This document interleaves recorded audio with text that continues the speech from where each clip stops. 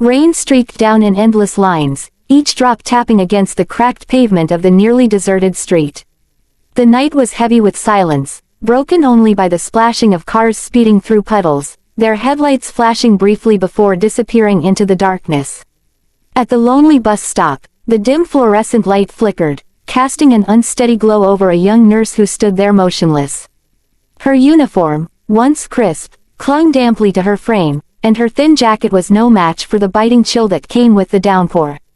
She hugged a worn leather bag to her chest, the straps frayed from years of use, as though that single possession could shield her from the cold that seeped into her bones.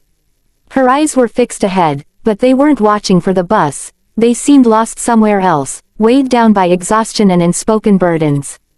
The sound of tires slowing on wet asphalt drew her attention slightly. A sleek black luxury car rolled to a gentle stop just a few feet away. Its polished surface reflected the streetlight like a mirror, contrasting sharply with her own weary figure. The tinted window descended with a smooth hum, revealing a man seated behind the wheel. He was impeccably dressed in a tailored suit, his dark tie knotted with precision, his sharp features illuminated by the faint golden glow of the dashboard lights. For a brief moment, his eyes studied her carefully, not with pity, but with curiosity, like someone seeing a puzzle they wanted to understand. "You'll get sick standing out here like this," his voice cut through the rain, calm yet carrying an unshakable authority.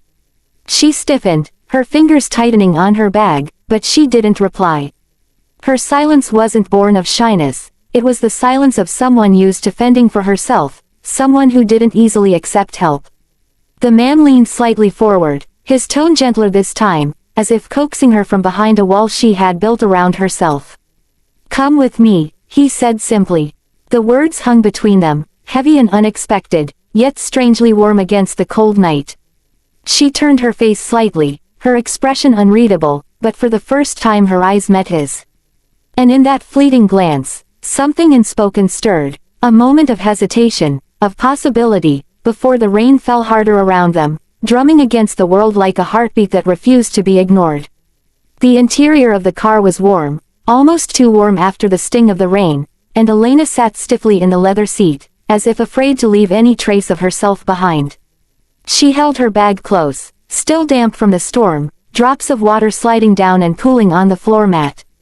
The air smelled faintly of expensive cologne mixed with the sharp freshness of rain carried in through the open window. He drove slowly, as though mindful not to jar her, his hands steady on the wheel, every movement precise.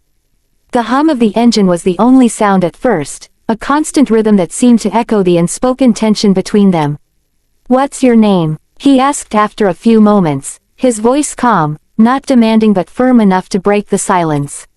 She hesitated, her gaze fixed on the droplets streaking across the glass, chasing each other down in uneven paths.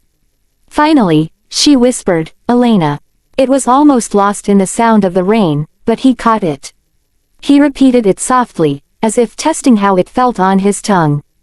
"Elena." There was a pause, then he asked, "Why were you standing there in the rain with no umbrella?"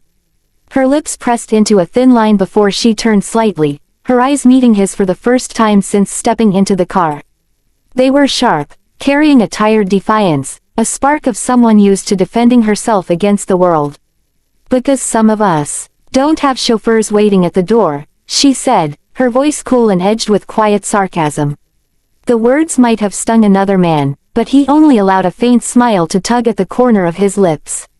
He had spent years surrounded by people who softened their words, people who wanted to please him, but this woman, drenched and shivering in his car, didn't care who he was. "You're right," he admitted with surprising ease, glancing at her briefly before turning his eyes back to the road.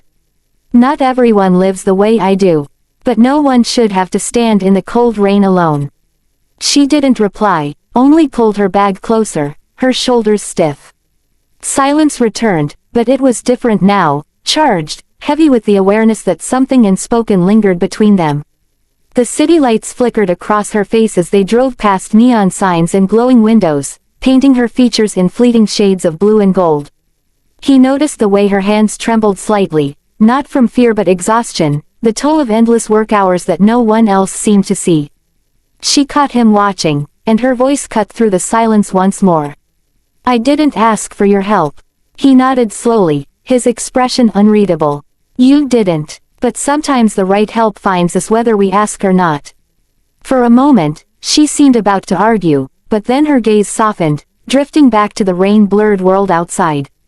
The hum of the engine continued, steady and certain, carrying them both into a night neither of them had expected to share. When the car finally pulled up in front of the towering glass building, Elena felt her chest tighten. The sleek lines of the penthouse complex, the way the lights shimmered on the polished stone, and the quiet dignity of the doorman bowing as the CEO stepped out, it was a world so far from her own that it felt unreal. She hesitated before getting out, clutching her bag like a lifeline, her shoes squishing slightly from the rain. He held the door open for her, patient, not pushing, simply waiting until she found the courage to step into his world. The marble-floored lobby was warm, golden light bouncing off glass walls, the air filled with the faint scent of fresh flowers. Elena followed him quietly, her steps measured, every muscle in her body tense as if she feared someone might suddenly tell her she didn't belong here. The elevator ride was silent except for the low hum of machinery as they ascended to the top. She stood on one side, damp hair clinging to her cheeks, while he stood tall on the other, hands in his pockets, his expression unreadable but his eyes flicking toward her every few seconds. When the doors opened, they stepped into a penthouse bathed in soft light and panoramic views of the rain-slicked city. Floor-to-ceiling windows revealed the world below, a dazzling mosaic of lights blurred by drizzle. It was breathtaking, yet Elena's first instinct was to shrink back, to hover near the entrance as though afraid to taint something so pristine. You're soaked, he said gently, breaking the silence. He retrieved a towel from a sleek cabinet and held it out to her. For a second, she didn't move, pride warring with practicality. Finally, she reached for it, her fingers brushing his briefly, and quickly looked away.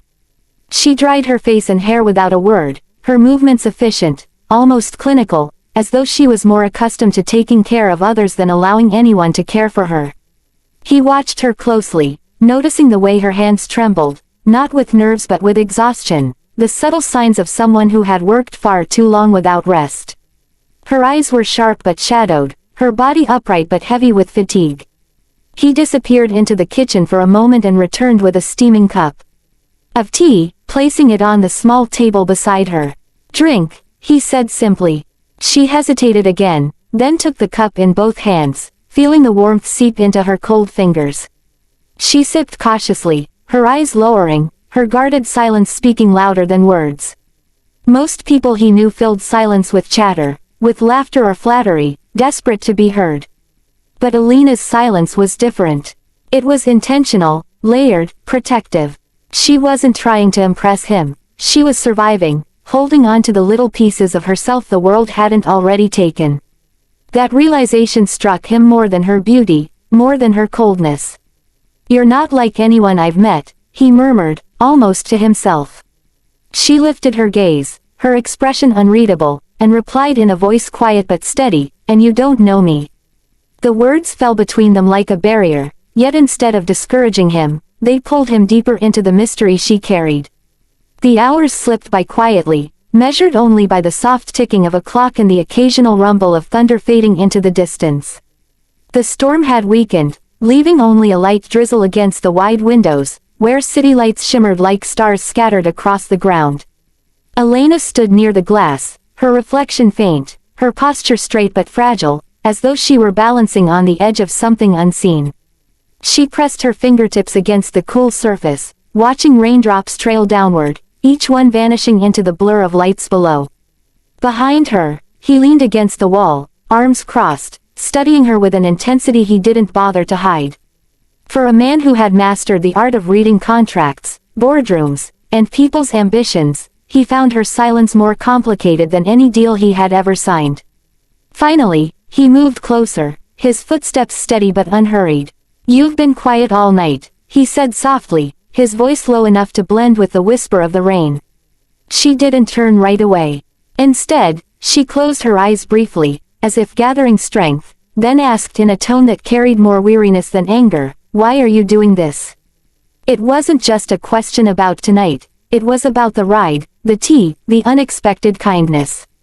He stood a few feet away now, not daring to close the gap completely, giving her space she didn't even know she needed. His answer came steady, stripped of any arrogance or charm. Because when I told you to come with me, I didn't mean just out of the rain. I meant that you shouldn't have to stand in the storm, any storm, by yourself. His words hung in the air, simple yet weighted with sincerity. For the first time, she turned fully toward him, her eyes catching his. They were guarded still, layers of walls built from long nights, endless shifts, and disappointments no one else had noticed. But beneath the cold exterior was the faintest flicker of something softer, curiosity, maybe even the beginning of trust. She searched his face for insincerity, for the smallest sign of pity or calculation, but found none. Instead, there was only quiet resolve, the kind of determination that didn't need to be spoken loudly. Her lips parted slightly, as though she wanted to reply but couldn't find the right words. The silence stretched, fragile but alive, until she finally whispered, "People always leave." The confession was barely audible, but it was enough. He stepped a little closer, his voice firm but gentle. "Then let me be the one who doesn't." The rain outside softened to a mist, and in that quiet moment, something shifted between them. The distance that had felt impossible hours ago was no longer so vast. She didn't smile, not fully, but the hardness in her gaze melted just enough to reveal the vulnerable woman beneath the uniform. And as the city lights glowed around them, she allowed herself, for the first time in a long while, to believe that maybe, just maybe, she didn't have to face the world alone anymore.